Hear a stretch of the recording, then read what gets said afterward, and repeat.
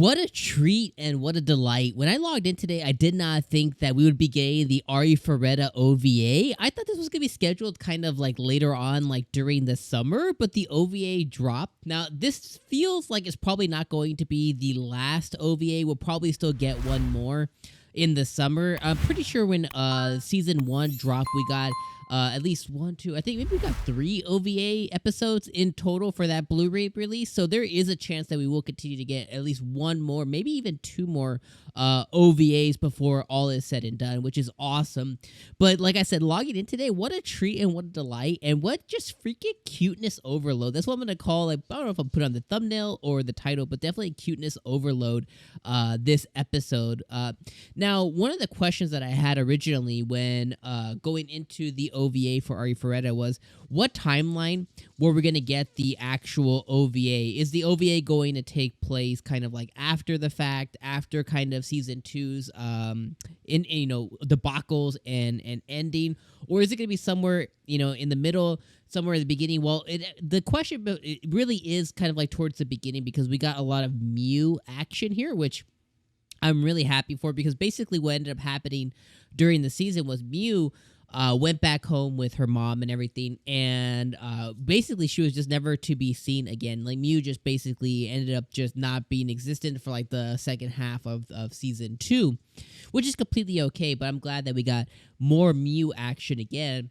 And this episode started similarly to kind of like how season 2 started, which is Kaori seeing somebody on the side of the road, definitely wanting to use her priestess stuff and be able to heal. So it started off just like that, where season 2 started with Kaori basically doing the same action again.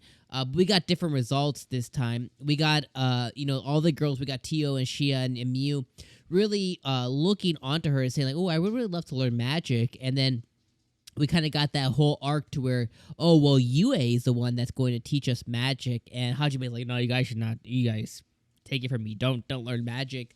So we got that whole entire scene where Yue was boom, boom, sha, soy, you know what I mean? Like dabbing and everything. And we got to see her trying to teach them magic and bringing down Tio, bringing down Shia, bringing down MYU. And finally, them just saying, nah, this ain't it, chief. And Kaori coming in, and I love Kaori and Yue's relationship, because this time Kaori came in and basically said, okay, hey, I'll learn, and she was able to pull it off, and that took Yue from being down here to back up here, and I was like, yes, good job, Kaori. Then the next part of the episode, the OVA episode, was really focused around MYU. And and Hajime and them going into town, and then that's when a cuteness overload happened, because MYU had the really cool idea for them to get together and just do swaps, like clothing swaps, and that, like, I was like, I couldn't even handle. I mean, for one, Tio, oh my god, definitely the standout this episode, because she got to wear what MYU typically wears, and I think, like, oh my gosh, it definitely was, for me personally, Kaori's my top one. I always tell you guys, Kaori's like, that's my B, but this one is definitely Tio, then Kaori, then Shay, and then Yue, and then MYU, in that order, especially with their clothing swaps and everything. But Kaori was looking like a baddie this episode, but I think cuteness level wise, I think Tio definitely won that one for sure. And I love Hajime's reaction to Yue. I love Hajime's reaction to kind of like all of them. And this episode was definitely just freaking fantastic.